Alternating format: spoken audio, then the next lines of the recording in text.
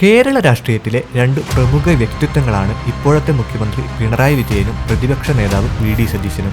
ഒരാൾ പതിറ്റാണ്ടുകളുടെ അനുഭവ കരുത്തുമായി ചെങ്കോട്ട കാക്കുന്ന ക്യാപ്റ്റൻ, മറ്റൊരാളാകട്ടെ കണക്കുകളും വസ്തുതകളും ആയുധമാക്കി നിയമസഭയെ വിറപ്പിക്കുന്ന കോൺഗ്രസിന്റെ മാസ്റ്റർ സ്ട്രാറ്റജിസ്റ്റ്. കേരളം ഉറ്റുനോക്കുന്ന രണ്ട് ധ്രുവങ്ങൾ, മുഖ്യമന്ത്രി പിണറായി വിജയനും പ്രതിപക്ഷ നേതാവ് വി ഡി സതീശനും.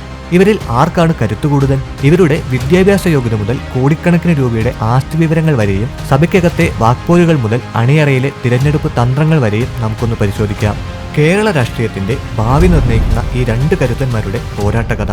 ഇരുവരുടെയും രാഷ്ട്രീയ ചരിത്രവും അനുഭവ സമ്പത്തും നോക്കിക്കഴിഞ്ഞാൽ പിണറായി വിജയന്റെ രാഷ്ട്രീയ തുടക്കം KSF, കേരള സ്റ്റുഡൻസ് ഫെഡറേഷൻ എന്ന് പറയുന്ന വിദ്യാർത്ഥി രാഷ്ട്രീയത്തിലൂടെയായിരുന്നു.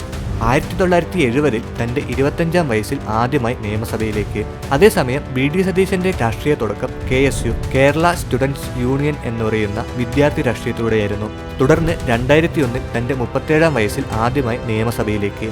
പിണറായി വിജയൻ 1996 വൈദ്യുത മന്ത്രിയായും അതിനുശേഷം 17 വർഷത്തോളം CPIM-ന്റെ സംസ്ഥാന സെക്രട്ടറിയായും ശേഷം 2016 മുതൽ കേരളത്തിന്റെ മുഖ്യമന്ത്രിയായും തുടരുന്നു. അതേസമയം വി ഡി സതീശനാകട്ടെ 5 തവണ MLA ആയിട്ടുണ്ട്. കൂടാതെ AICC-യുടെ സെക്രട്ടറിയായും KPCC-യുടെ വൈസ് പ്രസിഡന്റായും അദ്ദേഹത്തിന് പദവികൾ ലഭിച്ചിട്ടുണ്ട്. ഇപ്പോഴത്തെ കേരളത്തിന്റെ പ്രതിപക്ഷ നേതാവായി തുടരുന്നു.